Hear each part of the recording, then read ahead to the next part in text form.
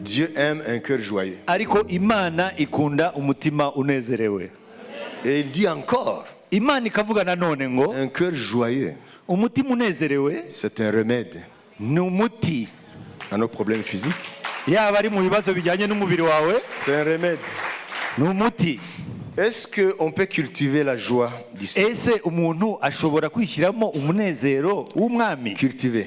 Ushobora kubyishyiramo, kubyimenyereza. Ce n'est pas se tromper, non. Ntabwo ari ukwibeshya. Ça veut dire, est-ce que tu peux cultiver cette joie en toi? Ese ushobora kumenyereza uwo munezero muri wowe? Bien sûr. Nibyo. Si tu veux que les esprits ténèbres t'oppressent, Niba udashaka ko imyuka mibi ibasha kugutsikamira, alors tu dois développer la culture de joie dans ta vie. ukwiye kwishyiramo uwo muco wo kwishyiramo uwo munezero mu buzima bwawe. Donc là où il y a la volonté, Ahari ubushake, Dieu amène le pouvoir. Imana izana ububasha.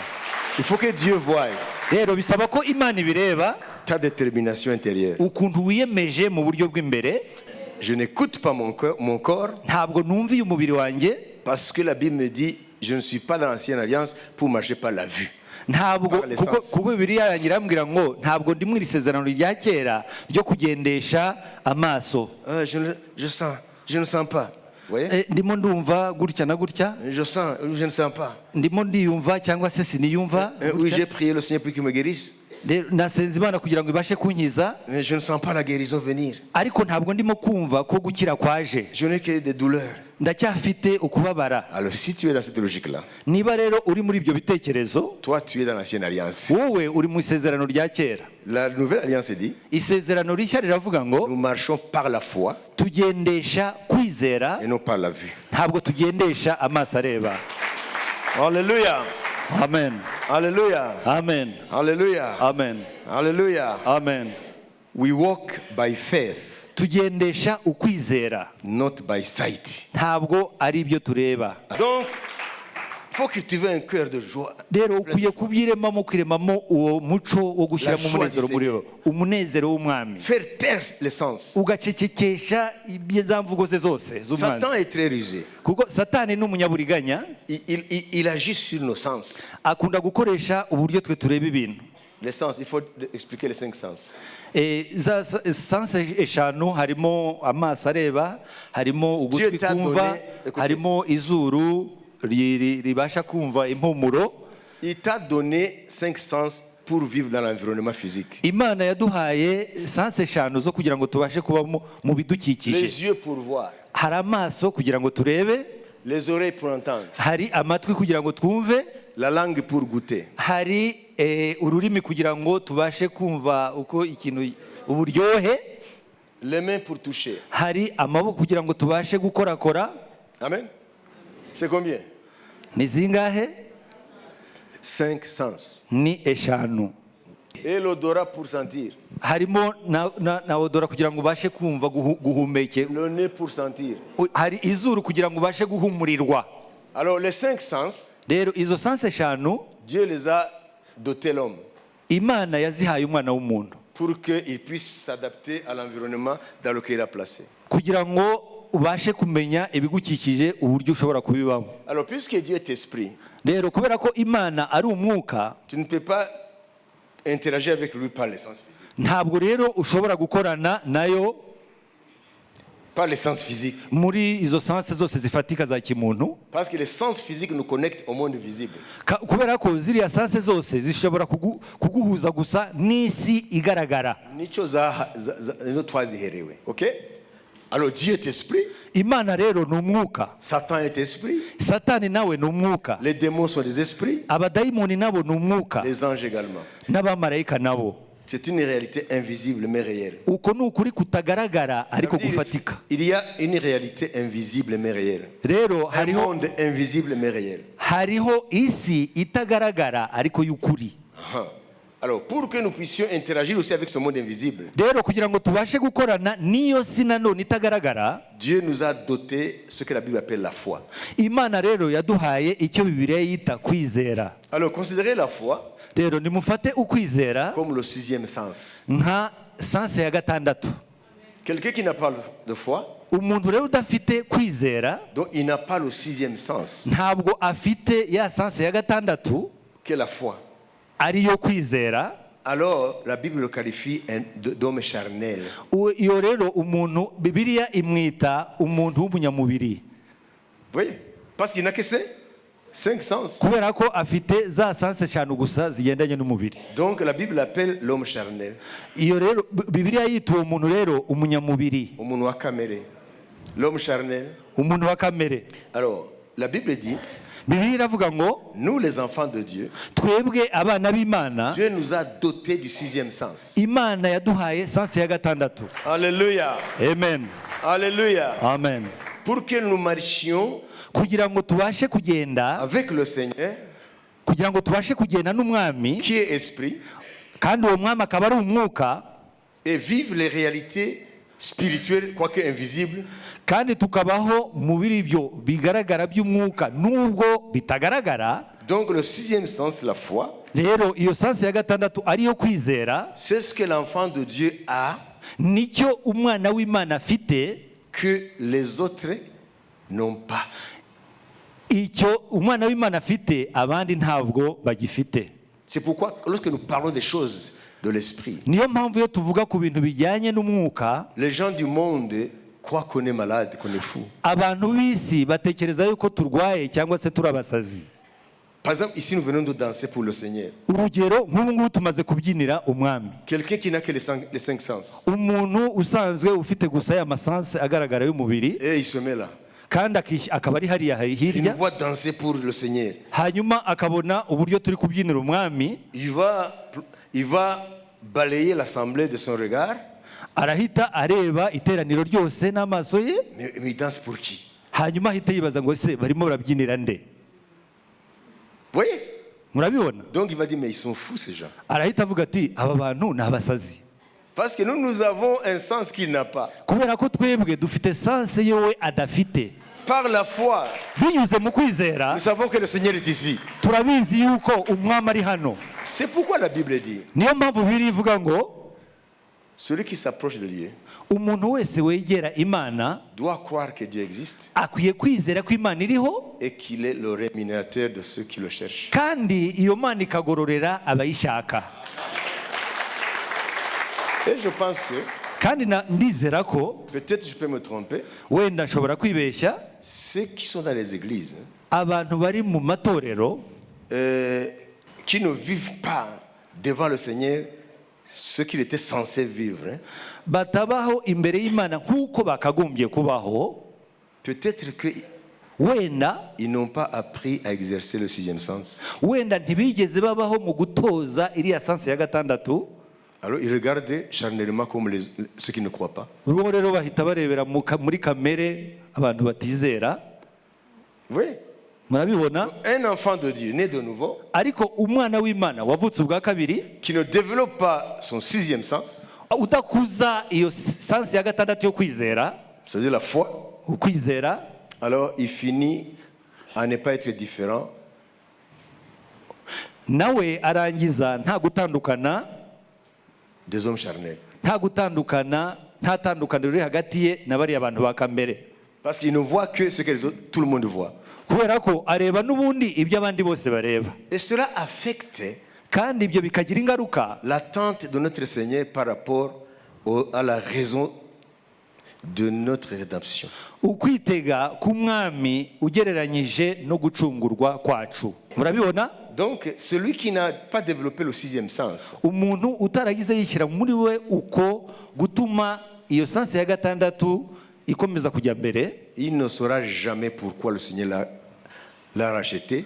ntabwo azigera amenya impamvu ki umwami yamucunguye, Et il n'arrivera jamais à la hauteur des attentes de Dieu. kandi ntazigera À son aba égard. ntabwo azigera agira icyo yitega imbere y'Imana kuri we. uvuga ngo ntazigera amitinga icyo Imana imushakaho, ntazigera anezeza Imana mu ijambo rimwe. Vous comprenez? Murabyumva? Est-ce que vous comprenez? Ese murabyumva? Qui est sûr ici qu'il est né de nouveau? Ninde ufite guhamya muri we yuko yavutse ubwa kabiri? Lève ta main. Zamura ukuboko. Est-ce que tu sais ce que ça veut dire? ese uzi icyo bivuze Naître de nouveau. kuvuka ubwa kabiri? Vous savez, c'était dans le dialogue entre Jésus et Nicodème. Murabizi yari ikiganiro hagati ya Yesu na Nikodemu. Et Jésus dit à ce grand érudit d'Israël, Yesu yari arimo abwira uriya munyabwenge wa Isiraheli, docteur de la loi, Nicodème. kubera ko yari umunyabwenge mu by'amategeko. Il lui a dit, Yaramubwiye ngo si un homme ne naît pas de nouveau, il ne verra pas le royaume de Dieu ou le royaume du ciel. yaramubwiye ngo niba umuntu atavutse ubwa kabiri ntabwo azabona ubwami bw'Imana, Le royaume des cieux. ubwami bw'ijuru. Et Nicodème a posé la question à Jésus. Hanyuma Nikodemu ahita abaza ikibazo Yesu, Parce que ce que Jésus vient de dire, kubera ko icyo Yesu yari amaze kuvuga ça ne s'apprend pas dans n'importe quelle école, fût-elle grande, de ce monde. ntabwo ari ikintu kigwa mu ishuri iryo ari ryo ryose, niyo yaba ari ishuri rihanitse. Jésus n'a pas été sur le banc de nos écoles. Kuko Yesu ntabwo yigeze aba ku mashuri nk'ayo twizeho, Encore moins celle des rabbins. cyangwa se ari amashuri y'abarabini. Alors, il est en face d'un docteur de la loi, une personnalité éminente, respectée et respectueuse en Israël. Rero yari ari hamwe n'impuguke mu by'amategeko kandi ari umuntu w'umunyacyubahiro cyane mu Bisiraheli, mu bwoko Donc le peuple bw'Abisiraheli. le considérait comme quelqu'un qui sait tout sur Dieu et tout, et sur tout. Hariya mu Bisiraheli bamubonaga nk'umuntu uzi ibintu byose. Il dit, mais maître, parce qu'on l'appelait maître, rabbi. hanyuma aravuga ngo Maître, rabbi. mwami, Rabbi, ça veut dire maître. mwami, En hébreu, ça veut dire maître. mwigisha mu Giheburayo. Mais comment est-ce qu'un homme vieux comme moi, Ni gute umuntu nk'umusaza nkanjye à mon âge, ufite imyaka nk'iyanjye, comment est-ce que je peux rentrer dans le ventre de ma mère et naître encore une fois? ni gute nshobora gusubira mu nda ya mama hanyuma nkongera akavuka tena? Et le maître de toute la sagesse, Hanyuma umwigisha w'ubwenge bwose il regarde Nicodème ahita areba Nikodemu, et il dit ceci, hanyuma aravuga ngo Nicodème, Nikodemu, et toi, nawe le grand maître d'Israël, umwigisha ukomeye wa Isiraheli, tu ne sais pas ces choses? ntabwo uzi ibyo bintu? Il dit, mais ça dépasse notre entendement. Aravuga ngo birenze ugutekereza kwanjye no kwibwira kwanjye. Je paraphrase. Ndimo ndigana. Et Jésus lui dit, Yesu ahita amubwira, le vent, agereranya umuyaga. il dit le vent, Nicodème, Aravuga ngo Nikodemu, umuyaga, le vent, est-ce que tu le vois? ese umuyaga urawubona? Il dit non, maître. Undi aramusubiza ati mwigisha, ntabwo nkubona. Pourtant ses œuvres tu les vois. Ariko urabona yuko imirimo y'umuyaga urayibona. Le vent fait plier les arbres. Umuyaga ugira gutyo ukagonda amashami y'ibiti, ou même déraciner les arbres. ndetse ukabasha no kurandura n'ibiti. Ça dépend de sa vitesse, hein? Biterwa n'umuvuduko wawo. Ainsi en est de quelqu'un qui naît de nouveau. Niko binameze ku muntu wavutse ubwa kabiri. Cette opération n'est pas visible. Icyo gikorwa ntabwo kigaragarira amaso, Ça se passe dans son esprit. kibera mu mwuka, Mais les effets de cette action ariko ingaruka z'icyo gikorwa ou de ce phénomène cyangwa se z'ubwo buryo bwo gukora se répercutent à l'extérieur. bigahita bigaragarira hanze. Ça veut dire quand nous naissons de nouveau, Ni ukuvuga ngo rero iyo tuvutse ubwa kabiri on ne le voit pas avec nos yeux. ntabwo tubirebesha amaso yacu, Mais les effets ariko ingaruka de la cause intérieure, y'iyo mpamvu y'umuntu wacu w'imbere les gens le voient. abantu barabibona. Cela n'est pas possible avec les religieux. Ibyo rero ntabwo bishoboka imbere y'abanyedini. Ça veut dire les religieux ne peuvent pas connaître cela. Abanyedini ntabwo ibyo ngibyo bashobora kubimenya. Alors, si tu es né de nouveau maintenant, Rero niba waravutse ubwa kabiri nonaha, tu as eu le don de la foi. wahise uhabwa impano yo kwizera. pas le don de foi de 1 Corinthiens 12, non. ntabwo ari ya mpano yo kwizera yo mu Bikorinto ba mbere ku gice cya 12. Parmi les 9 dons, muri za mpano icyenda il y a le don de foi. Ce n'est pas celui-là. ntabwo ari iyo mpano yo kwizera, ntabwo ari iyo ngiyo, Parce qu'il y a 3 types de foi, je vous ai enseigné ça. kubera ko hari ingero eshatu zo kwizera Il y a 3 narabigishije. types de foi. hariho Uburyo butatu. uburyo butatu bwo kwizera narabigishije. La foi qui nous donne le salut, hariho ukwizera kuduha agakiza, c'est cela qui nous permet de naître de nouveau. ni kuriya rero kwizera kuduha ukuvuka ubwa kabiri. Et la foi qui nous fait vivre devant Dieu chaque jour. hariho na kwa kwizera gutuma tubasha kubaho imbere y'Imana umunsi ku wundi. Le juste vivra par sa foi. rya jambo rivuga ngo umukiranutsi azabeshwaho no kwizera. Et il y a la foi pour le service, en tant que don. hanyuma hakabaho no kwizera nk'umurimo nk'impano. Alors, tu as la foi. rero ufite kwizera, Tu as le 6e sens. ufite iyo sanse ya gatandatu. Si tu es né de nouveau, niba waravutse ubwa kabiri, il ne reste que à l'accepter hasigaye gusa kuyemera et à le développer. noneho ukahita unayikoresha. Il est latent en toi. irahari, irategereje muri wowe, Ça dort. iraryamye, Il irasinziriye. faut que tu réveilles ni wowe rero ukwiye kuyibyutsa. et tu commences maintenant une vie d'exercice par rapport à ta foi que tu as reçue en tant que don. hanyuma ugatangira rero ubwo buzima bwo kuyikoresha mu buzima bwawe nk'impano. Vous savez, Satan, il est rusé. murabizi rero ko satani ni umunyaburiganya. Il veut que nous venions dans le culte we ashaka gusa yuko tuza mu iteraniro sans réaliser au fond, nta kuzirikana au fond, mu buryo bwimbitse ce que nous sommes devenus en Christ et ce qu'il est en nous. icyo twabaye cyo muri Kristo n'icyo Kristo ari cyo muri twe. Et nous vivons la routine. C'est pourquoi des fois on est fatigué. hanyuma tukabaho nk'ibintu byo mu kamenyero, noneho ugasanga kenshi twanarushye. Donc la foi doit être exercée. rero ukwizera gukwiye gukoreshwa. Amen. Amen. Alléluia. Amen. Comme je vous ai dit, il faut cultiver la joie du Seigneur en toi. nk'uko nabibabwiye yuko ukwiye gukoresha uwo munezero w'Imana ukawushyira muri wowe. Il faut dire, oh Seigneur, depuis 2 heures du matin, j'attends la joie du ciel, mais ça ne vient pas. ukavuga ngo kuva saa 8 z'ijoro ndategereje umunezero w'umwami ariko ntabwo urimo kuza. Mais ça fait 4 heures que j'attends. bibaye amasaha ane ntegereje. Mais le Seigneur te regarde.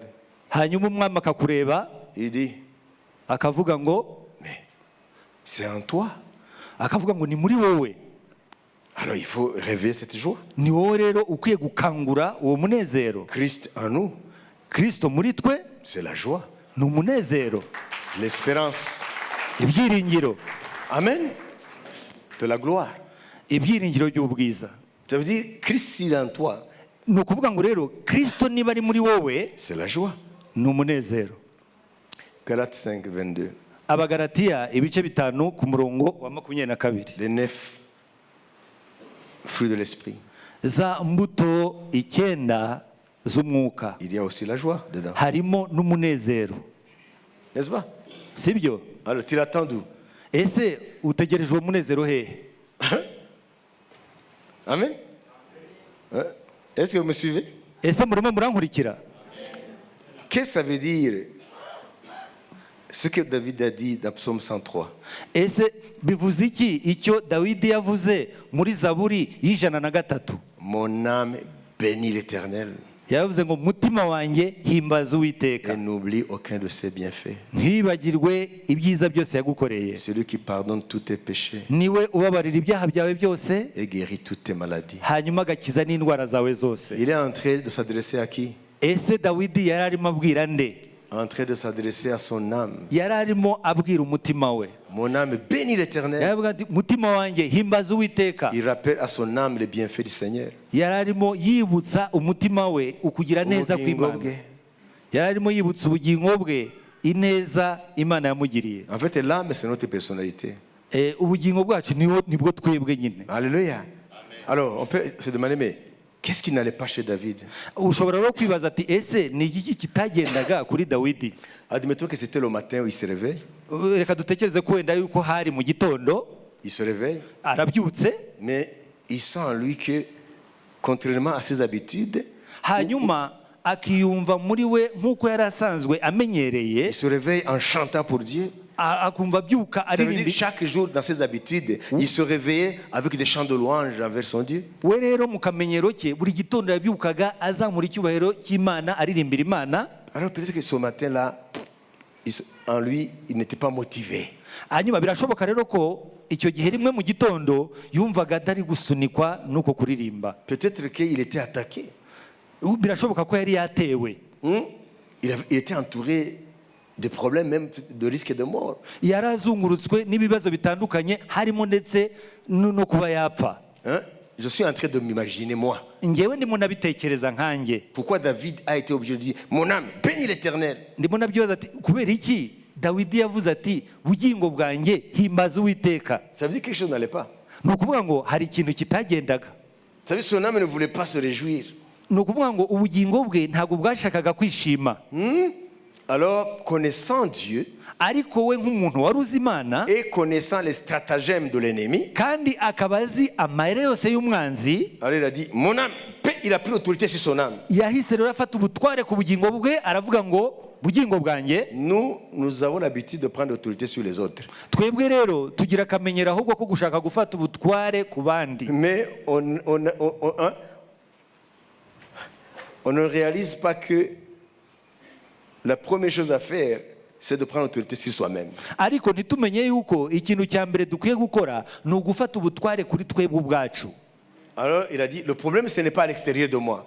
Rero yahise avuga ati rero ibibazo ntabwo ari hanze yanjye. Si je ne sens pas que j'ai envie de louer le Seigneur, niba ndimo kumva yuko ntashobora guhimbaza umwami, le problème il faut le chercher en moi. Ikibazo nkwiye kugishakira muri jyewe. Amen. Ce n'est pas ma belle-mère. Ce n'est pas ma belle-mère. Ntabwo ari mabukwe qui est la source de ces situations qui est contraire à ma vie quotidienne d'adorateur du Dieu vivant. akaba ari we soko y'ibintu bitandukanye n'ubuzima bwanjye bwa buri munsi nabagamo. Parce que nous avons la maladie de chercher toujours notre bouc émissaire. Kubera ko twebwe iteka ryose duhora dushaka gucira urubanza ba nyirabayazana. Dushaka uwo tugerekaho ibyacu ibitagenda muri twe. Donc nous cherchons un bouc émissaire. duhora dushaka abo tugerekaho ibyacu. Mais David, il était spirituel. Ariko Dawidi yari umunyamwuka. Il a dit le problème est en moi. Yaravuze ngo ikibazo kiri muri jyewe. Au lieu de chercher la source de tes problèmes maintenant, right now, aho kugira ngo ushake isoko y'ibibazo byawe nonaha chez quelqu'un d'autre, ku wundi muntu, ton épouse, ton mari, ta soeur, ta petite soeur, ton petit frère, ta grand-mère, mushiki wawe, ton voisin, nyogokuru wawe cyangwa se umuturanyi, il faut chercher le problème en toi. ukwiye gushaka ibibazo muri wowe. Le secret d'une vie victorieuse ibanga ry'ubuzima bukubiye mu intsinzi en Christ, muri Kristo, c'est chaque fois que tu es dans une situation où tu sens que tu n'es pas bien dans ton âme, ni igihe cyose igihe ubona yuko utameze neza mu bugingo bwawe, igihe cyose wumva bitagenda muri wowe uko byakagenze. Il ne faut jamais chercher, la première chose à faire, il ne faut pas chercher ton bouc émissaire. icya mbere ukwiye gukora ntabwo ukwiye gushaka uwundi ubigerekaho. Scapegoat en anglais. Ne cherchez pas quelqu'un pour le faire ton bouc émissaire. Ntuzigere ushaka ubigerekaho. Il faut exclure cette hypothèse-là. Ukwiye gushyira iruhande icyo gitekerezo. Demande au Seigneur ugahita usaba Imana umwami d'amener ko azana sa lumière en toi umucyo we muri wowe pour voir ce qui ne va pas. kugira ngo ubashe kureba ibitagenda. Et c'est là où le problème va se résoudre. Kandi naho ngaho ikibazo kiza gukemukira. C'est là où ça va se révéler. Là. Naho ngaho ikibazo kiza gukemukira. Ça éviterait beaucoup de problèmes dans le monde. Kandi ibyo byakagombye gutuma hatabaho ibibazo ku isi. Alors David il l'a su. Dawidi rero yarabimenye. Il a dit si mon âme ne se réjouit pas, yarabivuze ati niba ubugingo bwanjye butishimye butanezerewe, alors je vais maintenant lui donner un coup de pied sur les fesses. Pas mon âme, bénis l'Éternel. Ahita ategeka bugingo bwanjye himbaza Uwiteka. Alors l'âme a des oreilles. Rero kubera ko ubugingo bufite amatwi, vous savez que même le figuier a entendu le message du Seigneur. murabizi ko n'umutini nawo wumvishe ubutumwa bw'umwami. Le lac de Galilée a entendu la voix du Seigneur ou le message qu'il a donné. Inyanja y'Igenezareti nayo yumvishe ubutumwa bwa Yesu. Nyanja Galilée. Ok? Alors tu dis, il a dit, mon âme bénit l'Éternel. Yaravuze ngo ubugingo bwanjye himbaza Uwiteka. Est-ce que l'âme a obtempéré directement? Ese ubugingo bwe bwahise bwumvira ako kanya? Non. Oya. L'âme a commencé. Ubugingo bwaratangiye. Alléluia. Alléluia. Alors, David est passé à la vitesse supérieure. Hanyuma Dawidi rero yahise azamuka mu yindi ntera. Très fort. Ahita akubita Mon âme, cyane ngo ubugingo bwanjye. je vais te dire maintenant Ndashaka kukubwira nonaha, que si tu ne le loues pas comme il faut, niba udahimbaje Uwiteka nk'uko bikwiye, je vais te dire ce qui t'attend. Je vais te montrer ce qui t'attend. ngiye kukwereka ikigutegereje. La fosse. Ikuzimu. N'oublie pas, Ntiwibagirwe celui qui pardonne tes péchés. ubabarira gukiranirwa kwawe. Celui qui pardonne tous tes péchés. Niwe ubabarirwa gukiranirwa Tu kwawe. l'as oublié, mon âme? Ese bugingo bwanjye wamwibagiwe? Ntabwo uzi ko watwaye umugore w'abandi? Ntabwo uzi ko watwaye umugore w'abandi? Ntabwo uzi ko watwaye Barisheba? Ntabwo uzi ko wamwicishije umugabo we? Ari waributse ubugingo bwe? Tous les péchés, 1, 2, 3. Ibyaha bye byose rimwe kabiri gatatu. Et puis, c'est pas la première fois que tu tombes malade. Kandi ntabwo aribwo bwa mbere urwaye. C'est une maladie de l'âme. Il avait la maladie de cette maladie. Kubera ko bwari uburwayi bw'ubugingo. C'est lui qui guérit toutes tes maladies. Niwe unakiza n'indwara zawe zose. Alors, si tu continues comme ça, Niba rero ukomeje gutyo, à te rebeller contre Dieu, ugakomeza kwigomeka imbere y'Imana, alors que lui mérite l'adoration tous les jours, kandi we akwiye kuramwa iminsi yose, alors je te rappelle, mon âme, ngiye rero kukwibutsa bugingo bwanjye. alors tu verras la fosse. Uraza kubona ikuzimu. Alors l'âme a peur de la fosse. Ubugingo rero buhora bufite ubwoba bw'ikuzimu. Alors l'âme a dit, oh, c'est vrai, c'est vrai. Ubugingo rero bwaravuze ati nibyo. Alors l'âme s'est mis à louer le Seigneur Ubugingo bwahise butangira guhimbaza umwami avec une force extraordinaire. n'imbaraga zidasanzwe. David a retrouvé sa position spirituelle de tous les jours. Dawidi yahise abona uburyo ahagaze imbere y'umwuka mu buryo bwo mu Il a mwuka commencé à louer le Seigneur comme il le fait nka tous les buri jours. munsi nk'uko bisanzwe. Donc Atangira guhimbaza Imana. ton âme peut te jouer beaucoup de tours. Rero ubugingo bwawe bushobora kugukina mu buryo bwose. Donc il faut savoir comment tu fonctionnes. Ukwiye rero kumenya uburyo bukora. Oui, d'abord, sache ce qui te compose. Wowe ukwiye kumenya ibikugize. Donc tu es esprit, uri umwuka, tu es âme ufite ubugingo, et tu es corps physique. ufite n'umubiri. Alors, si tu te trouves qu'il y a la tristesse, Rero usanze ukisanga ufite agahinda, ne cherche pas ailleurs, ntushakira ahandi, c'est dans ton âme. ni mu bugingo bwawe. Si tu trouves qu'il y a un découragement, Niwumva ucitse intege, c'est dans ton âme. ni mu bugingo bwawe. Si tu trouves que tu as peur du lendemain, c'est ton âme. Niwumva ufite ubwoba bw'ejo hazaza, Ça veut dire la situation normale ni ukuvuga ngo ibihe bisanzwe urimo en Christ, muri Kristo, c'est que nous puissions nous réjouir tous les jours. ni uko dukwiriye kunezerwa buri munsi. Amen. Est-ce que Dieu peut nous demander quelque chose qui est impossible? Ese Imana ishaka kudusaba ikintu kidashoboka? Philippiens 3:1. Abafilipi 3:1. Au reste, frères, réjouissez-vous dans le Seigneur. Mais tu vas dire, Ariko ushaka kuvuga ngo mais ce n'est pas tous les jours, c'est impossible. buri munsi ntabwo bishoboka. Hein? Oui, on nous dit de nous réjouir dans le Seigneur. Yego baratubwira ngo tunezerwe mu mwami. Mais les jours se suivent, mais il y a chaque jour a son lot de problèmes. yego iminsi iratandukanye kandi buri munsi uba ufite Les jours ibyawo. se suivent, mais chaque jour a ses problèmes. Iminsi irakurikirana ariko buri munsi ufite ibibazo byawo. Mais l'Esprit va ajouter un autre élément pour que vous compreniez ce que Dieu veut dire. Ariko umwuka arongerayo ikindi kintu kugira ngo ubashe gusobanukirwa. Oui? Philippiens 3:1, on nous dit quoi? Abafilipi 3:1 haravuga ngo iki? Au reste, mes frères, réjouissez-vous dans le Seigneur. ibisigaye bene data mwishimire mu mwami Yesu. Point. Akadomo. Mais l'Esprit va ajouter quelque chose dans un autre passage, dans la même épître. Rero umwuka arongera ahandi mu wundi murongo ariko kuri iyo ntego nyine. 4:4. Philippiens 4:4. Abafilipi 4:4. Qu'est-ce qu'il dit? Mujye mwishimira mu mwami wacu iminsi yose. Yewe nongeye kubivuga nti mwishime. Amen. Amen. Qui a compris? Ninde wasobanukiwe? Alors ton âme va respecter, Rero ubugingo bwawe va essayer d'argumenter. rero ubugingo bwawe buzagerageza kuzana ingingo bushaka kurwanya icyo. Ubugingo bwawe buraza gutangira kujya impaka n'ibyo Imana ivuga.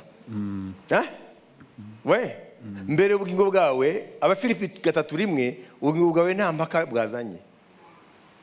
Okay, Imana impaye umugisha ni ngombwa nezerwe, sibyo? Ariko hari ibibazo rero unanizwa gutese. We umwuka rero ahita amenya ubugingo bwawe ko buza kwargumenta, kuzana impamvu, ahita kubitamo kakajambo rero ngo iminsi yose. Vous avez compris?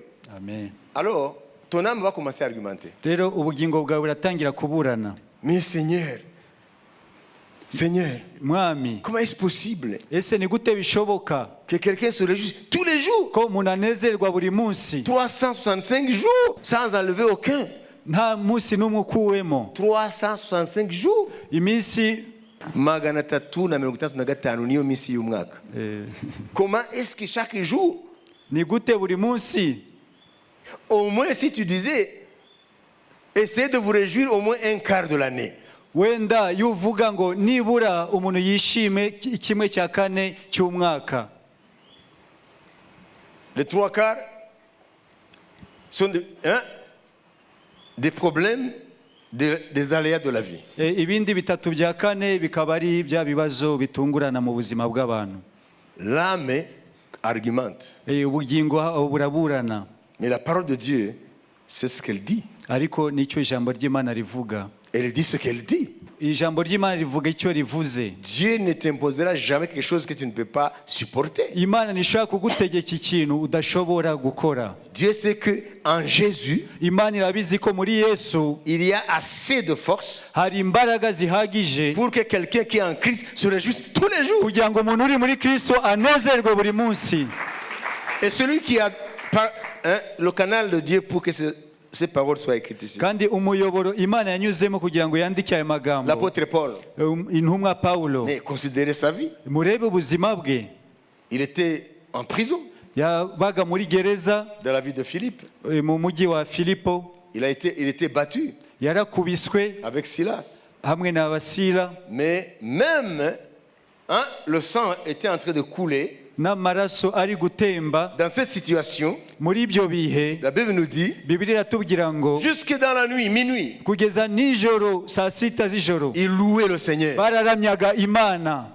Dans cette condition, Muri ibyo bihe bari barimo, ça veut dire Paul pratiquait ce qu'il dit. nuvuga ngo Paulo yashiraga mu bikorwa ibyo avuga. Il n'a jamais cessé de louer le Seigneur. Nta na rimwe yahagaritse kuramya Imana. Que les choses aillent bien ou pas, Ibintu bigenda neza cyangwa bitagenda neza, il n'a jamais accepté ce que son âme se rebelle contre Dieu. nta na rimwe yigeze yemerera ubugingo bwe kugomera Imana. Donc il n'y a pas de raison. Rero nta mpamvu ihari. Il faut seulement savoir Igihe cyose ukwiriye kumenya comment agir avec ton être intérieur. uburyo ukwiriye kubana n'umuntu wawe w'imbere.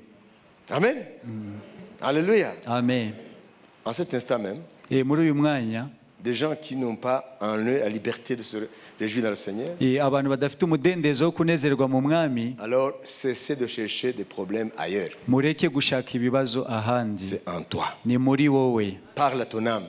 bwira ubugingo Mon bwawe âme, ubugingo bwanjye bénis l'Éternel. himbaza uwiteka Alléluia. amen Oublie ces problèmes-là. ibagirwa ibyo bibazo Bénis l'Éternel. himbaza Et c'est uwiteka en bénissant l'Éternel, rero ni mu guhimbaza C'est en louant le Seigneur. ni mu kuramya umwami en exaltant sa puissance, mu gushyira hejuru imbaraga ze ça veut dire hein, élever la corne. ni ukuzamura ihembe C'est là où aho niho Dieu libère les solutions imana rero irekura ibisubizo qui viennent rencontrer nos problèmes. niho iza guhura n'ibibazo byacu Amen. amen Mais en grognant, ariko mu kwitotomba en renfrognant les soucis, ukambya agahanga en grinçant les dents, ugahekenya amenyo tu ne fais qu'attirer les ordres de l'enfer sur toi. ahubwo uba uri kwikururira imbaraga z'ikuzimu kuri wowe Ordre, ça veut dire ingabo z'ikuzimu. Amen. Alors, c'est à toi de choisir. rero ni wowe ukwiriye guhitamo Choisis maintenant. hitamo Laissez ton âme prendre le dessus sur ton esprit. kureka ubugingo bwawe buba hejuru bugatwara Hein? Tu vivras toujours une vie spirituelle en dents de scie. igihe cyose uzaba mu buzima bwo mu mwuka buzamuka bukamanuka buzamuka bukamanuka Kuri iki cyumweru mu gitondo byaciyemo. Ejo mu gitondo kuwa mbere vallée. ikibaya Donc pour éviter ça, rero kugira ngo wirinde ibyo une vie chrétienne en dents de scie, ubuzima buzamuka bumanuka il faut que tu saches ukwiriye kumenya que la parole de Dieu est vraie. ko ijambo ry'imana ari ukuri Ton âme, ubugingo bwawe elle ne va jamais accepter d'elle-même ntago buzemera bwonyine se soumettre à la volonté de Dieu. kumvira ubushake bw'imana Il faut que tu prennes autorité sur ton âme. ukwiriye kubufatira ubutware Amen. amen Alors, grosso modo, rero muri make le problème n'est pas chez les autres. ibibazo ntago biva ku bandi Le problème est en nous. ibibazo biri muri twe Si nous arrangeons l'intérieur, rero dutunganyije imbere muri twe même nos yeux deviennent autre chose. n'amaso yacu rero ahita areba ukundi Tu vas commencer à voir les choses uratangira kureba ibintu telles que Dieu les voit. nk'uko imana ibibona Uriya muntu wamubonaga yuko ari mubi, uzatangira kumubona mu maso ya Yesu urukundo. Et tu diras, je ne savais pas uzavuga ngo ntago nari mbizi qu'il avait aussi des qualités. ntago nari nzi ko afite ibyiza nk'ibyo Oui. C'est l'exercice spirituel. ni imyitozo yo mu mwuka Ntuzigere ushakisha nyirabayazana ni kanaka impamvu natera imbere ni ukubera kanaka udiringe n'umuntu w'imbere amen iwawe bariya bihorere abo hanze imana idiringa nabo c'est ce que Paul nous dit ici. nibyo Pawulo atubwira hano 1 Corinthiens 5 abakorinto ba mbere igice cya 5 12-13. 12 kugeza ku 13 mbese mpuriye he no gucira abo hanze urubanza namwe abo mucira urubanza si abo muri mwe ariko bo hanze imana niyo izabaciraho iteka mukuru umunyabyaha muri mwe amen Amen. amen Alléluia. amen Pour ceux du dehors, Dieu les juge. abo hanze imana niyo ibaciraho iteka Toi, occupe-toi de tes ennemis intérieurs. wowe hangana n'abanzi bawe b'imbere Ceux du dehors, le Seigneur va s'en occuper. abo hanze bareke imana niyo izabitwararika Vous avez compris ici? hano mwabyumvise Paul parle par rapport à l'église. Il y a les saints dans l'église et il y a le monde qui est en dehors de l'église. Pawulo aravuga ku bijyanye n'itorero ngo hari abera b'imbere mu itorero n'abari hanze y'itorero Donc il y a des gens qui sont dans la maison de Dieu hari abari mu nzu y'imana et le monde est païen en dehors. rero nabo mu isi y'abapagani hanze Et Paul dit, Pawulo rero aravuga ngo occupez-vous de ceux qui sont à l'intérieur. mwebwe mwitwararike ab'imbere Comment ils marchent avec le Seigneur. uburyo bagendana n'umwami Ceux du dehors, abo hanze ça veut dire en dehors de l'église, nuvane hanze y'itorero c'est Dieu qui les juge. imana niyo ibaciraho iteka Alors, écoutez ma conclusion. rero mwumve indunduro yanjye Chaque fois que tu es dans une situation où tu ne te sens pas bien dans le Seigneur, igihe cyose uzaba uri mu bihe wumva utameze neza mu mwami la première chose à faire, ikintu cya mbere ukwiye gukora c'est d'éviter de chercher le bouc émissaire. ni ukwirinda kugira uwo ubyegekaho Il faut regarder à l'intérieur. ukwiriye kureba muri wowe les ennemis intérieurs. abanzi b'imbere. Alors, ceux du dehors, Abo hanze Dieu va s'en occuper. Imana niyo ibitwararika, C'est ça le secret. niryo banga. Alors, tu vas prendre l'autorité sur ton âme Rero urafata ubutware ku bugingo bwawe pour que l'âme s'aligne à la volonté de Dieu. kugira ngo ubugingo bufate umurongo icyerekezo cy'ubushake bw'Imana. Mon âme, Ubugingo bwanjye conforme-toi à la volonté du Seigneur. gendera mu bushake bw'Imana. Tu lui cites des versets bibliques. Ukayibwira imirongo ya Bibiliya. Le Seigneur dit, Umwami aravuga ngo réjouis-toi tous les jours dans le Seigneur. nezerwa buri munsi mu mwami. Mon âme, réjouis-toi tous les jours. Ubugingo bwanjye nezerwa buri munsi. Alors l'âme a des oreilles. Rero ubugingo bufite amatwi. L'âme va entendre le message. Ubugingo buhita bwumva ubutumwa buhaye. Et elle va commencer timidement le chemin de l'obéissance. Rero buzatangira buhoro buhoro inzira yo kumvira, Mais à la fin, ariko ku iherezo l'âme va se mettre en harmonie, en accord avec la parole de Dieu. ubugingo rero buzahita bugenda buhuzwa n'ubushake bw'ijambo ry'Imana. Est-ce que vous avez compris? Amen. Amen. Amen. Si tout le monde ici mettait en application ce que David a su, Yiza kuba twese hano dushira mu bikorwa ibi ngibi, ibyo Dawidi yamenye. Hein? Donc nous nous réjouirons tous twese twahora tunezerewe et tous les jours. buri munsi. Amen. Amen. Amen. Qui est l'argent dans ta poche ou pas, Ufite amafaranga mu mufuka wawe cyangwa utayafite, tu vas te réjouir. uzanezerwa. Dieu, Imana dans le monde spirituel, mu isi y'umwuka il a pourvu à toutes les solutions de tous les problèmes. yatanze ibisubizo ku bibazo byose.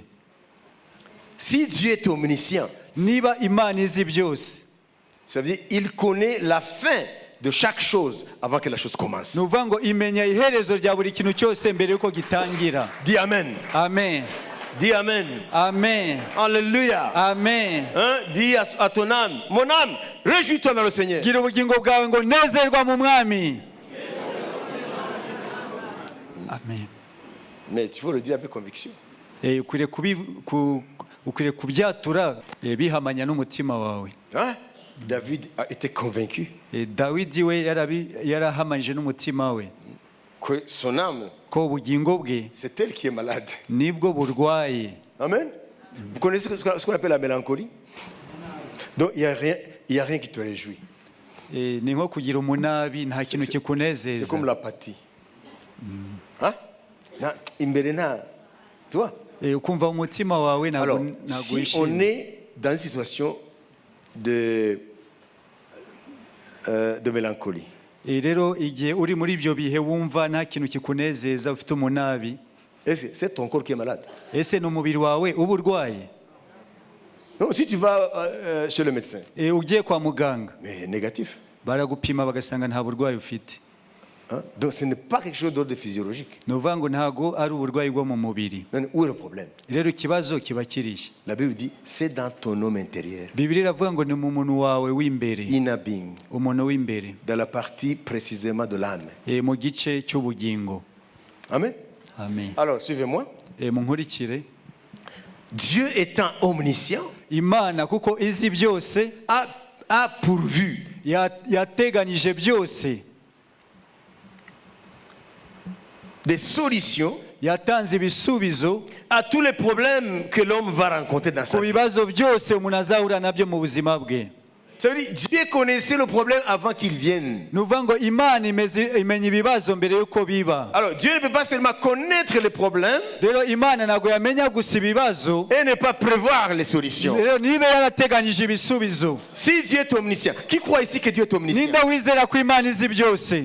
Il est omniscient, n'est-ce pas? Imana izi byose, C'est l'un des attributs de Dieu. ni kimwe mu biranga Imana. Dieu te connaissait avant que ton père et ta mère se rencontrent. Imana yakumenye mbere y'uko ababyeyi bawe bahura. Dieu te connaissait avant que ton père et ta mère se rencontrent. Imana yari ikuzi mbere y'uko ababyeyi bawe bombi bahura. Dieu savait qui te mettra au monde imana yari izi uzatuma uza mu isi et dans quelles conditions. n'uburyo uzaza mu isi, Quelle que soit la façon dont tu es venu au monde, uburyo ubwo ari bwo bwose waba warajemo mu isi, en dehors du mariage ou dans le mariage. yaba ababyeyi bawe barakoze ubukwe cyangwa batarabukoze, Dieu le savait. imana yari ibizi. Alors, Rero il a aussi pourvu yatanze, à chaque problème yateganyije ku bibazo byose une solution divine. ibisubizo bituruka ku Mana. Donc, il ne faut pas te lamenter sur ton sort. Rero ntabwo ukwiriye kwitotomba. S'il me connaissait avant que je naisse, Niba yarinzi mbere yuko mvuka, il connaissait aussi yari izi neza tout le parcours de ma vie terrestre. n'urugendo rwanjye rwose rwa hano ku isi. Alors, s'il connaît tout, Rero niba yarizi byose, ça veut dire il sait tel jour, tel endroit, tu vas connaître telle situation. ni ukuvuga ngo izi umunsi runaka ahantu runaka n'ibihe runaka. Alors, Dieu a pourvu Imana yaratanze à des solutions ibisubizo chaque fois que tu rencontres une situation qui n'est pas glorieuse pour toi. igihe cyose uzahura n'ikibazo ku buzima bwawe. Alors, comment entrer dans les solutions de Dieu? Rero ni gute winjira mu bisubizo by'Imana? Comment entrer dans les solutions de Ni Dieu? gute wakwinjira mu bisubizo by'Imana? C'est connaître Ni ukumenya, la position que tu as face au problème, ni ukumenya uko uhagaze mbere y'ibyo bibazo, d'où cette position vient. n'aho uhagaze aho haturuka. Lorsque nous agissons avec notre situation, Rero iyo turi guhura n'ibihe runaka, c'est notre âme ni ubugingo bwacu qui interagit avec la situation. nibwo rero buhangana n'ibyo bihe uri kunyuramo. Et l'âme, Rero ubugingo elle a beaucoup de maladies. bufite indwara nyinshi, De par ta naissance, bishingiye mu ivuka ryawe, ta culture, mu muco wawe, ton éducation, amashuri wize, ton environnement, aho wabaye. tout cela a forgé en toi la partie de l'âme qui s'appelle l'intellect. Ibyo nibyo bigize igice cy'ubugingo bwawe cyitwa imitekerezo byawe. Et la partie de l'âme qui s'appelle intellect influence tes émotions. Rero iyo mitekerereze yawe igira ingaruka ku marangamutima Et yawe. les émotions influencent ta volonté. Rero n'amarangamutima yawe akagira ingaruka ku bushake bwawe. Alors si tu sais que Dieu sait tout Rero niyo umenye ko Imana izi byose et qu'il a pourvu à la sortie pour chaque situation, kandi ikaba yateganije uburyo bwose bwo gusohoka mu bihe si runaka, mauvaise soit-elle, uko byaba bimeze kose, alors tu te reposes aho rero uratuza sur l'expérience de David. ugashingira rero ku bihe Dawidi yanyuzemo. Mon âme, Bugingo bwanjye, je te commande au nom de Jésus, ndagutegetse mu izina rya Yesu, quelle que soit la situation, ibihe byaribyo byose je te commande ndagutegetse de t'aligner à la volonté de la parole de Dieu. kugendera mu ijambo ry'Imana. Oui, c'est une période de crise. Yego ni ibihe bigoye, C'est une période de crise. ni ibihe by'ihungabana, Mais Dieu n'est pas lié à notre conjoncture. ariko Imana ntigendera mu bihe by'ubukungu by'abantu. C'est une période de crise, c'est un exemple. Ni ibihe by'ihungabana Ok. n'urugero. Alors ton âme dit, Ubugingo bwawe bukavuga, mais je suis cuit maintenant. njyewe rero birarangiye noneho, C'est fini. birarangiye. Hein, les dés sont jetés, fini. Rero byarangiye, La messe est dite. byarangiye. Alors, je m'en sortirai pas. Aho sinzahasohoka. Ça, c'est ton âme. Ubwo ni ubugingo bwawe. Hein? Alors, toi, dans l'esprit, Wowe rero mu mwuka, parce qu'il y a une autre partie qui s'appelle l'esprit. kuko hari ikindi gice kikugize cyitwa umwuka, Et la foi est dans le domaine de l'esprit. kandi kwizera kuri mu rwego rw'umwuka. Alors, dans l'esprit, Rero mu mwuka tu dis à ton âme, uhita ubwira ubugingo bwawe, mon âme, écoute la parole du Seigneur. bugingo umva ijambo ry'Uwiteka. Oui, il y a une crise. Yego hari ihungabana, Mais la parole dit, ariko ijambo riravuga la ngo, parole dit, ijambo riravuga, ne vous inquiétez de rien. nimuhangayike, À chaque jour suffit sa peine. buri munsi ufite ibibi byawo, Et le Seigneur a pourvu kandi umwami yaratanze à tous mes besoins. ibintu byose nkeneye. Pas il pourvoira, Ntabwo yavuze ngo izabitanga, il a déjà pourvu. ahubwo byose yarabitanze. C'est pas facile au début, Ntabwo mu ntangiriro ntabwo biba byoroshye, mais avec l'exercice, ariko mu kwitoza l'âme ubugingo va être obligée biraba ngombwa à s'aligner à la volonté de Dieu. ko ubugingo bugendera mu bushake bw'Imana. Les David étaient des hommes comme nous. Ba Dawidi bari abantu nkatwe, Mais ils ont compris quelque chose que nous n'avons pas compris. ariko basobanukiye ikintu twebwe tutasobanukiwe. Amen. Amen. C'est ce que Paul a dit. Nibyo Pawulo avuga. Vous, vous êtes sages en Christ. Mwebwe muri abanyabwenge muri Kristo, Nous sommes fous pour Christ. ariko twebwe turi abasazi ku bwa Kristo. Alors, soyons fous pour Christ Rero dukwiriye kuba abasazi ku bwa Kristo, et nous nous réjouirons en plein problème. tuzanezerwa mu bibazo hagati. Qui a compris? Amen. Amen. Amen. C'est Paul qui le dit. Ni Pawulo wabivuze. Vous, vous êtes sages en Christ. Mwebwe muri abanyabwenge muri Kristo. Et c'est pourquoi, même en plein dedans, dans le salut, vous êtes malheureux avec des fardeaux. Niyo mpamvu no mu gakiza muri ingorwa kuko mwikoreye imitwaro, Parce que vous n'avez pas voulu être des fous pour Christ. kuko ntimwashatse kuba abasazi ku bwa Kristo. Alors, puisque vous êtes sages en Christ, Rero kuko muri abanyabwenge muri Kristo, alors les problèmes vont s'accumuler sur vous. rero ibibazo bizabirundaho. Vous savez, la foi, Rero murabizi, kwizera aux yeux du monde, mu maso y'isi c'est la folie. ni ubusazi, Amen. Puisque le monde n'a point connu Dieu dans sa sagesse, kuko isi itamenye Imana mu bwenge bwayo, il a plu à Dieu de nous sauver, nous, par la folie de la prédication. Imana yahisemo kudukiza twebwe ubupfu bw'ibibwirizwa. Donc, les hommes de foi, Rero abantu bo kwizera, ça veut dire les hommes et les femmes de foi, ni ukuvuga ngo ni abadamu n'abagabo bafite kwizera, ils entrent dans la folie de Dieu. binjira mu busazi bw'Imana. Et la folie de Dieu Kandi ubusazi bw'Imana est plus sage que la sagesse des hommes. burusha ubwenge bw'abantu. Et lorsqu'on est dans la folie de Dieu, Rero iyo turi mu busazi bw'Imana, là, nous sommes dans une autre dimension. aho rero tuba turi mu rundi rwego. Les problèmes sont là, Ibibazo birahari, on les aborde autrement. tubireba mu bundi buryo. On n'accepte pas Ntabwo twemera d'être avalé par les problèmes. kumirwa n'ibibazo, On a l'ascendance sur les problèmes ahubwo tuba turi hejuru y'ibibazo par la foi. kubwo kwizera. Amen. Amen. Jésus n'a jamais dit que vous ne rencontrez pas de problèmes. Yesu ntiyigeze avuga ko tutazahura n'ibibazo. Non, il dit vous aurez des tribulations dans le monde. Aravuga ngo muzahura n'amakuba ku isi. Dans Jean 16, 33, Yohana 16:33, ce verset doit nous parler aujourd'hui. uwo murongo uraza kuvugana natwe uyu munsi muri ibi bihe byacu turimo. Ibyo mbibabwiriye kugira ngo mugire amahoro muri njye. Mu isi mugira umubabaro, ariko nimuhumure, nanesheje isi. Amen. Amen. Encore une fois. Ongera. Ibyo mbibabwiriye kugira ngo mugire amahoro muri njye. Mu isi mugira umubabaro, ariko nimuhumure, nanesheje isi. Amen. Amen. Qui croit à ce que Jésus dit ici? Ninde wizera ibyo Yesu avuze hano? Qui croit? Ninde ubyizera? Je vous ai dit ces choses afin que vous ayez la paix en moi. Hein? Ibyo mbibabwiriye kugira ngo mugire amahoro muri njye. Vous aurez des tribulations dans le monde. Mu isi mugira umubabaro. Ça veut dire que Jésus ne nous a pas promis de ne pas rencontrer des problèmes. Yesu ntabwo yigeze adusezeranya ko tutazahura n'ibibazo, Mais il nous a promis ariko yadusezeranyije sa victoire. intsinzi ye. Amen. Acclamons Jésus. Dukomere Yesu amashyi.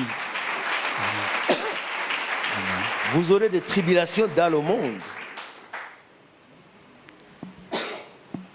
Mu isi mugira umubabaro, Mais prenez courage, j'ai vaincu le monde.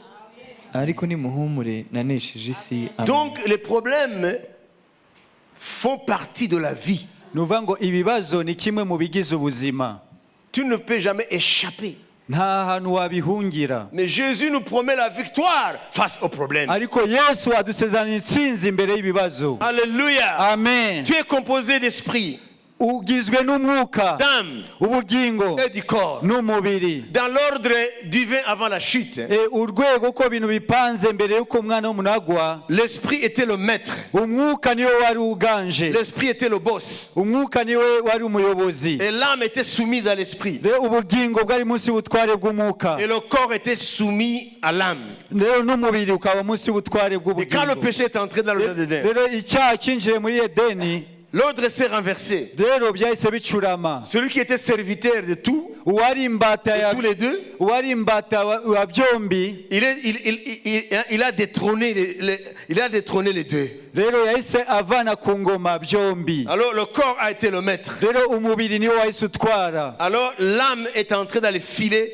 des désirs charnels. rero ubugingo bugwa mu mitego y'ubushake bwa kamere. Alors l'esprit est mort. umwuka urapfa. Et nous sommes devenus des hommes de chair et de sang. rero twabaye abantu b'inyama n'amaraso. Esclaves de nos passions. imbata z'irari zacu. Esclaves de nos désirs qui ne plaisent pas Dieu. imbata y'ibyifuzo byacu bitanezeza Nous Imana. l'avons hérité d'Adam et Ève. ibyo twabirazwe na Adamu na Quelle Eva. que soit la couleur de ta peau, quelle que soit ton éducation, amashuri wize ariyo yose. ça veut dire l'homme, ni ukuvuga ngo umuntu il suffit d'être descendant d'Adam. apfa kuba yarakomotse kuri Adamu. Tu as hérité un désordre dans l'homme intérieur. warazwe akavuye mu miterere yawe y'umuntu w'imbere. Le corps est devenu your master. rero umubiri niwo wabaye niwo ugutwara. Le corps est devenu maître. umubiri niwo wabaye umutware Et wawe. c'est pour cela que nos désirs niyo mpamvu ibyifuzo byacu gouvernent nos vies. biyobora ubuzima bwacu. Nos passions charnelles irari ry'imibiri yacu gouvernent nos vies. nibyo biyobora ubuzima Alors bwacu. Dieu dans son grand amour, rero Imana mu rukundo rwawe rwinshi il a envoyé son fils yohereje umwana wayo dans notre nature, mu kamero dans kacu, notre condition. mu buzima bwacu. Il a porté un corps comme le nôtre, yambara umubiri nk'uwacu, mais il n'était pas soumis ariko ntabwo yari munsi au dictat de la chair. y'ubutegetsi bwa Il kamere. n'était pas soumis ntabwo yari munsi au principe du péché. y'imikorere y'icyaha, Parce qu'il n'est pas né de la volonté de l'homme et de la femme. kuko atavutse mu bushake bw'umubiri n'umugore. Jésus-Christ n'est pas descendant d'Adam.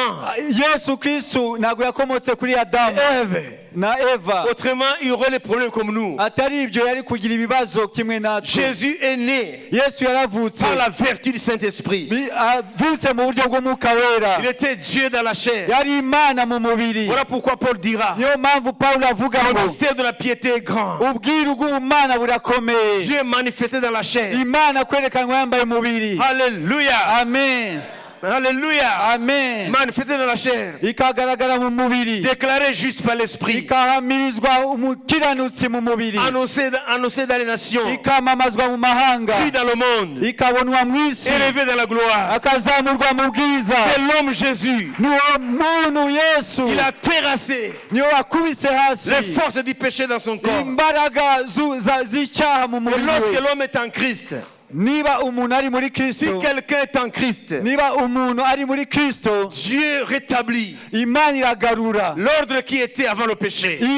uko ibintu byari bipanze mbere y'icyaha. Il redonne à l'esprit, agarura umwuka, il redonne à l'esprit asubiza umwuka, l'autorité ubutware dans ta vie. mu buzima bwawe Et ton âme n'ubugingo bwawe est appelée bukitwa à obtempérer bugahamagarirwa kumvira aux injonctions de l'esprit. amategeko y'umwuka, Et le corps n'umubiri devient un bon serviteur. ukaba umugaragu mwiza, Parce qu'avant ton corps kuko mbere umubiri wawe n'était pas serviteur, ntabwo yari umugaragu, c'était un mauvais maître. ahubwo yari umutware mubi. Maintenant en Christ, rero ubu muri Kristo le corps devient un bon serviteur. umubiri uhinduka umugaragu mwiza. C'est pourquoi l'esprit peut lui dire, niyo mu mpamvu umwuka wera ashaka kumubwira, demain, ejo mon âme écoute bien, mugingo bwanjye umva neza, et toi mon corps, nawe umubiri wanjye demain, pas de chai. ejo nakunywa icyayi, Demain, on va jeûner pour la gloire de Dieu. ejo tuziriza kubw'icyubahiro cy'Imana. Tu auras droit à la nourriture 18 heures. uzagira uburenganzira bwo kurya saa 12 za nimugoroba. Automatiquement. ako kanya Écoutez-moi, monsieur. munyumve neza. Si vous ne gouvernez pas vos pensées, rero mutayoboye ibitekerezo byanyu, vous ne rentrez jamais dans la victoire de Jésus. ntabwo muzinjira mu ntsinzi ya Yesu, Parce que Dieu kuko Yesu Imana exige à ce que tu sois renouvelé dans tes pensées.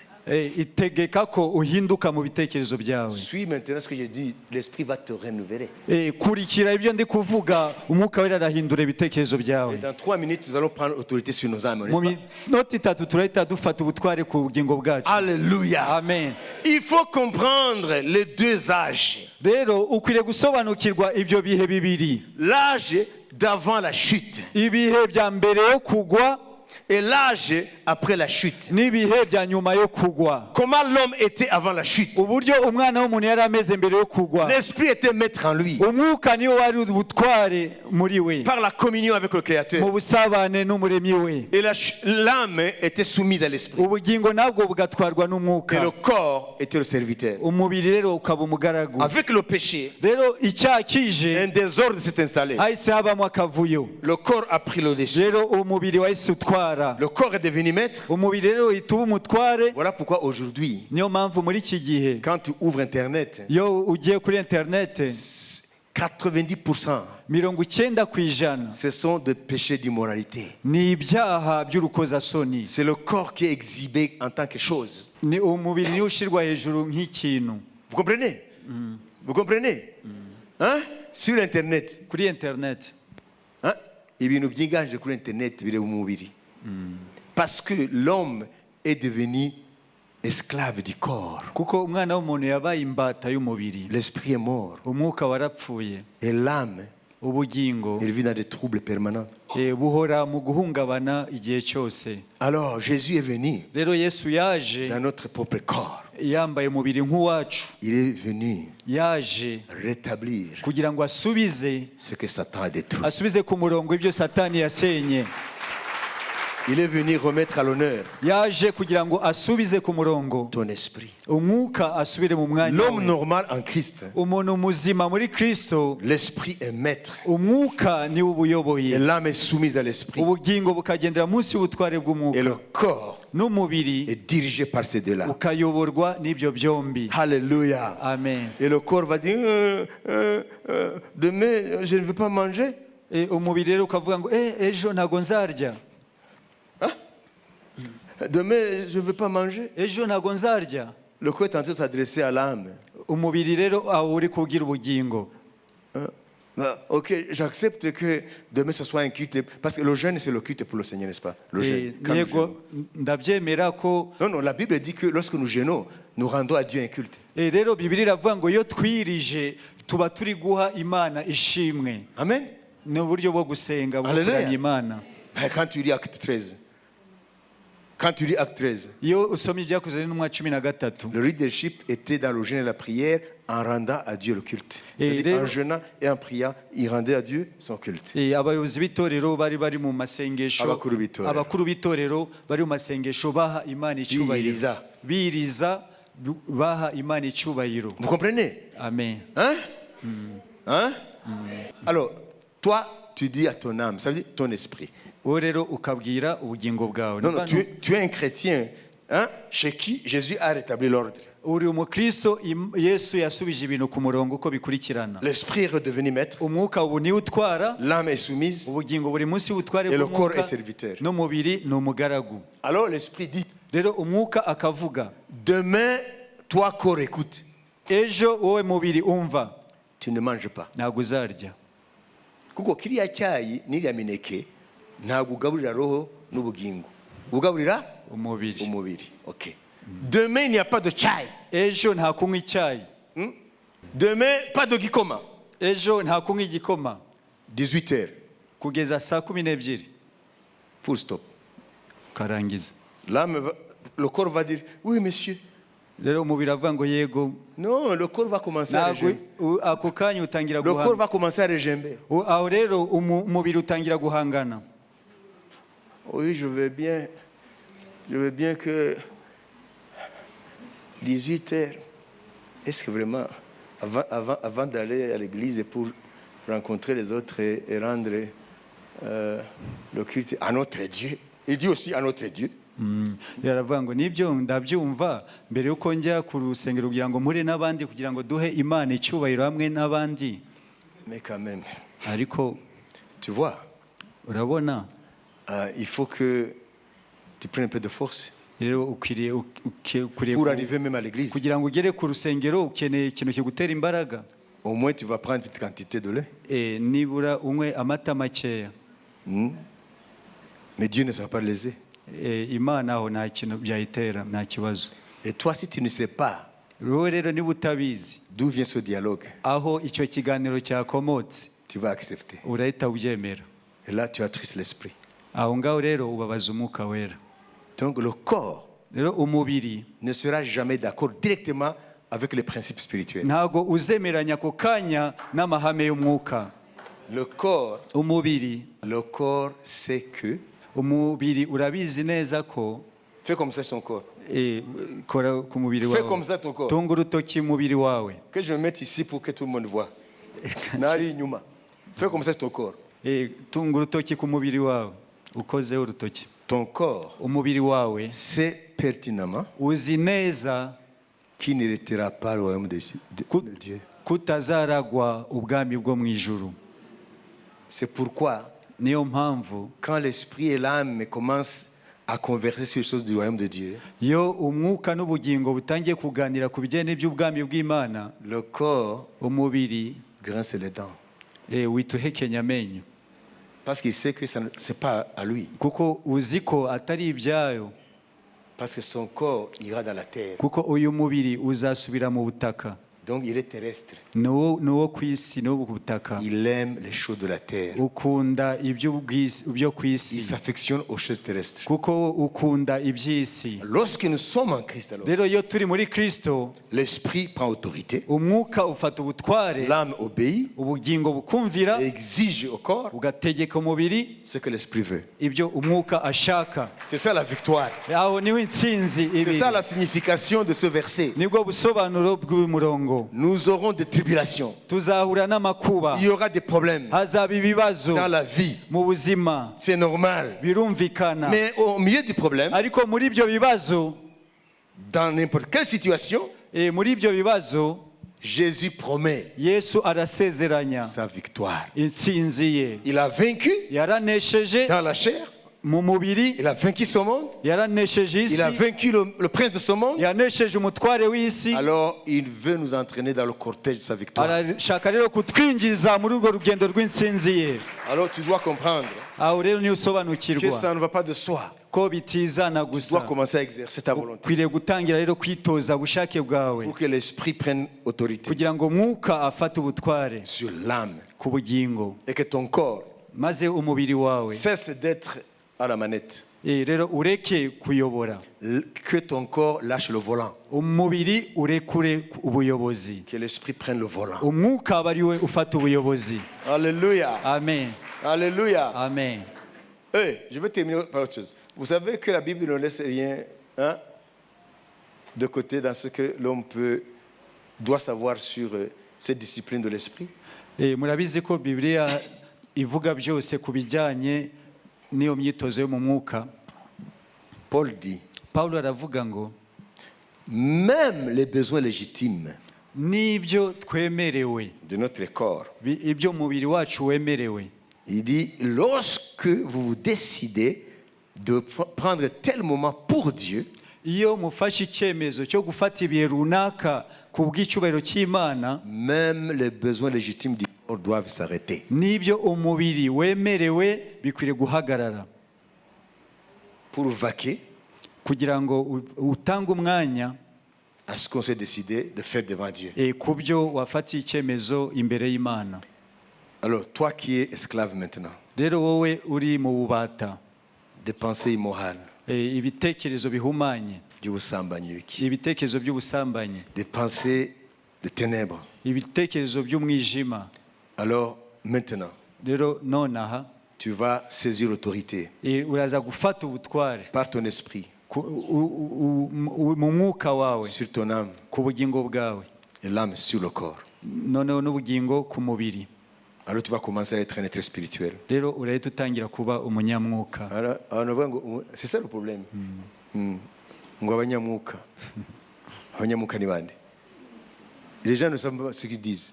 Abantu iyo bavuga iryo jambo, C'est quand l'esprit a repris contrôle. abanyamwuka ni igihe umwuka wasubiye mu mwanya wawo, C'est quand l'esprit a repris sa place. ni igihe umwuka wasubiye mu mwanya wawo, Et l'âme sa place et le corps sa place. n'ubugingo umwanya wawo, n'umubiri mu C'est mwanya là où on wawo. devient spirituel. Aho rero niho ubaye umunyamwuka. Autrement, ni ubunyamwuka bwa kirokore butari bwo.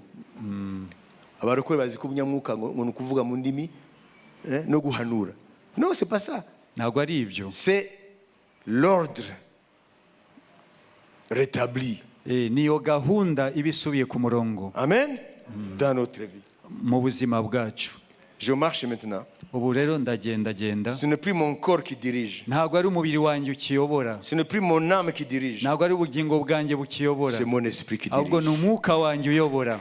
Et mon esprit, Umwuka wanjye lui aussi, nawo il est soumis à l'esprit de Dieu. uri munsi y'ubutware bw'umwuka w'Imana. C'est là où notre vie devient paisible en Aho Christ. rero niho ubuzima bwacu bugubwa neza. Amen. Amen. Je vais vous demander une chose. Ngiye kubabaza ikintu kimwe. Pourquoi est-ce que beaucoup de chrétiens craignent le jeûne? Kubera iki abakristo benshi batinya kwiriza? Hein? Imaginez-vous.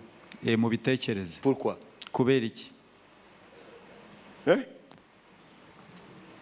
C'est parce que Nuko ils ont reçu le salut par grâce, bakiriye agakiza ku bw'ubuntu, mais l'ordre en eux, ariko uko ibintu bikurikirana mu miterere yabo, ils n'ont pas coopéré à l'Esprit de Dieu pour établir l'ordre. ntago bafatanije n'umwuka w'Imana kugira ngo bisubire ku murongo. L'âme est toujours là, Ubugingo buracyari aho, à la merci du corps. buri munsi ubutware bw'umubiri. Si tu as compris en toi Niba wasobanukiwe muri wowe le pourquoi des problèmes qui sont en toi, kubera impamvu y'ibibazo biri muri wowe, alors toi, tu vas prier avec moi. wowe rero uraza gusengana nanjye Pour qu'aujourd'hui tu repars d'ici, kugira ngo uyu munsi uve hano, l'ordre en toi rétabli. rero ibintu byose byasubiye mu murongo, miterere yawe. L'esprit, Umwuka maître, aba ari utwaye, l'âme soumise à l'esprit, ubugingo buri munsi y'ubutware bw'umwuka, et le corps soumis à l'âme. n'umubiri uri munsi y'ubutware bw'ubugingo. C'est là où tu vas connaître la victoire de Jésus. Aho rero niho uzaba mu ntsinzi ya Yesu. Les problèmes ne sont pas à l'extérieur de toi, Ibibazo ne sont pas à l'extérieur de toi. ibibazo ntabwo bizabura mu buzima bwawe, Les problèmes ne sont pas en dehors de toi. ibibazo ntabwo biri hanze yawe, Les problèmes sont en toi. ahubwo ibibazo biri muri wowe. Qui a compris ce message? Ninde wumvishe ubutumwa bw'uyu munsi? Qu'est-ce que Dieu te demande maintenant? Qu'est-ce que Dieu te demande? Niki Imana igusabye? Te demande à ce que Igusabye l'ordre en Christ soit rétabli en toi. ko uko urutonde muri Kristo rukwiriye gusubiraho. Amen. Alléluia. Amen. Les mauvaises pensées n'auront plus de pouvoir sur toi. Ibitekerezo bibi ntibizongera kukugiraho ubutware, Parce que l'esprit kuko umwuka languit toujours après les choses de Dieu. igihe cyose ashaka iby'Imana. Umwuka igihe cyose aba yifuza iby'ijuru. Amen. Rero umwuka najya ku ngoma mu buzima bwawe, ibibazo byose biri muri ubona agatwe kacu kangana gute? Fata ukangana nawo umupira bakina kuri stade, agatwe ni gato. Cerveau yacu ipima ikiro kimwe n'amagarama 400. Ikiro kimwe. Ubwonko bwawe bupima ikiro kimwe n'amagarama 400. Ariko nibwo guteje ibibazo. Ako ka box kitwa agatwe kari mu bwonko, ako niko nyine bayazana, kuko ame irakuzuzamo ibintu uyu munsi we birakuyobora. Anga uriya, vumuriya, kora biriya. Ariko uyu munsi rero ubu bwonko, amen, ubu bwonko bupima ikiro 400, kandi umuntu wese apima ibiro nka 50, 60, 70, 100. Ariko ibiro kimwe ni n'amagarama 400 bigategeka ibiro bisigaye. Est-ce que c'est normal, Yves? Hein? Ubu bwonko ni kilo kimwe n'amagarama 400. Nimba ufite ibiro 80, uvuga ngo wowe utegekwa ni kilo kimwe n'amagarama 400. C'est pas normal ça. Urava hano rero. Hein? Ako kantu gapima ubusa ugereranije n'umubiri wose, karaza gusubira mu mwanya wako. Amen. Amen. Alléluia. Umwuka wera araza kuyobora ubuzima bwawe. Murabyizera ibyo? Psaume 103 versets 1er et 2, et on va appliquer ça. Umutima wanjye himbaza Uwiteka, mwa bindimo byose mwe muhimbaze izina rye ryera. Umutima wanjye himbaza Uwiteka,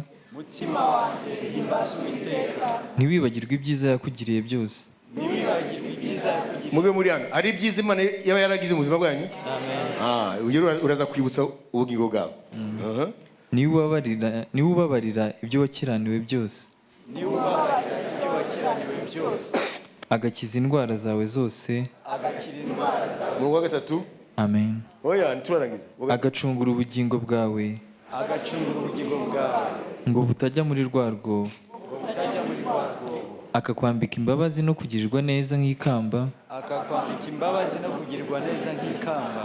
Amen. Amen. Rwa rwobo mwarumvise? Ubugingo burarutinya kubi.